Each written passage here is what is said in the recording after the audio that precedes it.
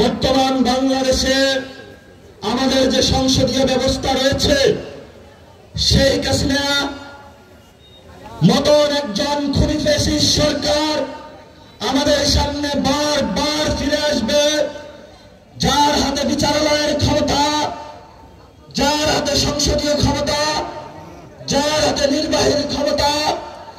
এই জন্য আমরা পাওয়ার ব্যালেন্সের চেক করার জন্য পিয়ার পদ্ধতিতে উচ্চ কক্ষের নির্বাচন চেয়েছি। কিন্তু যারা ফ্যাসিস্ট ক্ষমতার কাঠামোতে থাকতে চায়, তারা এই বিষয়ে জনগণকে ধোঁকা দেওয়ার চেষ্টা করছে। রাজপথে ঐক্যবদ্ধ থাকবেন।